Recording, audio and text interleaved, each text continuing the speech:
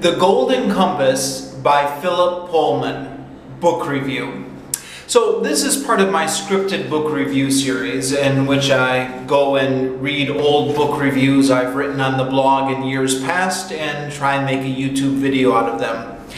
This particular review is from 2007, which you may remember is when the movie came out. I never actually saw the movie, but I was influenced by all the marketing surrounding the movie and kind of all the hype and discussion surrounding the movie, and I took that as my excuse to go and read the books finally, which I hadn't read up until that point. Now they're children's books, and I was a full-grown adult at this time, well, sometimes adults can read children's books, huh? Plus, a friend of mine already had them on audiobook, and he loaned the audiobooks to me, so I just kind of had them on in the background as I was in my house. Now, I don't know if anybody remembers this, because I think this is one of those kind of things that was a big deal at the time, and then people have kind of forgotten about it.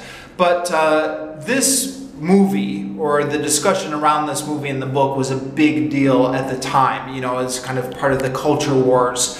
Religious people were very upset about the anti-religious themes that were in this book, and then of course coinciding with the Hollywood movie release. So I was very kind of curious as to what the philosophy of this book would be, and kind of went into it with high expectations, expecting, you know, not only a good story, but a lot of philosophical discussion and themes and stuff like that, and was completely disappointed. I mean, don't get me wrong, the book is definitely anti-religious in the sense that the institutional church is portrayed as the bad guy in this movie, and kind of all the religious people in this movie are portrayed as bad.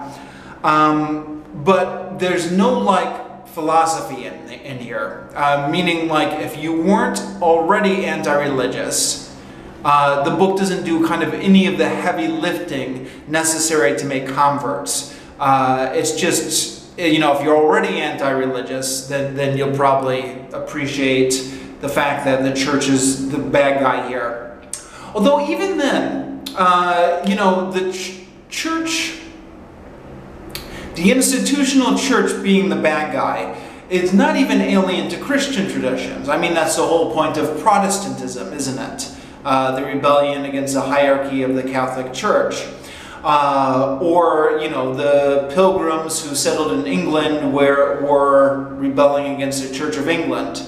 So within the Protestant traditions that are dear to America's founding, is also a rejection of kind of the hierarchy of the church. So I kind of, you know, I got through this book and I thought, I don't see what the big deal is. Like, I don't see why all the religious people are so upset about this. I mean, sure, it's not particularly pro-religious, but, you know, I mean, in this day and age, there's so much other stuff out there. I don't see why everyone's talking about the themes of this so much. Now, spoiler alert, as I read through the whole series, books 2 and 3, I got to understand this much better. And I'll get into that when I review the other books in due course. This is only a review of the first book. But just to kind of say that by the time I finished the third book, I thought, oh wow, I am so surprised that people aren't more upset about these books.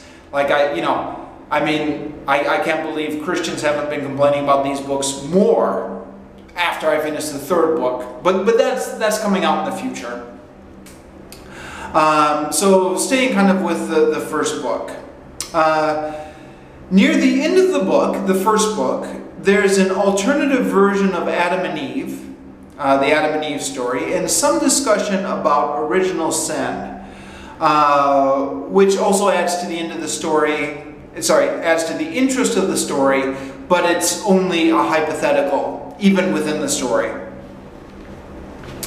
Now, as for the story itself, the book starts off with a lot of cliche elements from children's literature or young adult literature. So there's an orphan child, cliche number one, right? And then as the story progresses, she finds out that everything she'd been taught about her parents wasn't true. She finds out who her parents really were and what happened to them. And there is a prophecy concerning her that all the other characters are aware about and talk about. Now, already this is sounding very similar to Harry Potter, not to mention a million other young adult stories. But the wonderful thing about this particular book is how it starts off with kind of these cliched beginnings, but then just runs with them into kind of a story of pure imagination. And once the story gets going, it really gets going. So there's this wonderfully imaginative world with boat people.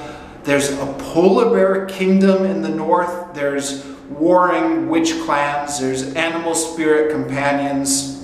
Near the end of the book, it starts to get really interesting when they talk about multiple universes. And something I wrote in my review at the time, I hope this will be explored in the further books. And again, spoiler alert, it was to talk about the further books. And then the ending of this book was a real shocker. And I mean, I know that's not the ending of the whole series, it's just the ending of this book. But what a note to go out on.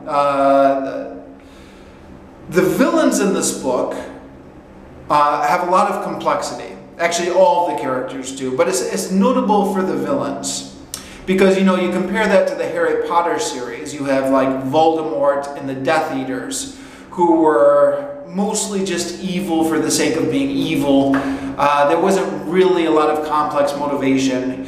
Here the villains actually have kind of understandable and complex motivations. So it's a much more nuanced story than you would be expecting, again, from young adult literature. The tone of this book is a bit darker than the other children's books, or at least darker than the children's books I grew up with. And some of the violent scenes as well. The most graphic one is when one character gets his lower jaw torn off. I know I say this all the time, but the standards for children's books must have really changed since I was young. I mean, I do not remember this kind of graphic stuff in the young adult books that were around when I was a kid. So, well, there you go, huh? So anyways, finished off this review saying I was very hooked on the book, and I'm going to keep going with the series to see how it turns out, and I'll be reviewing those other books in due course.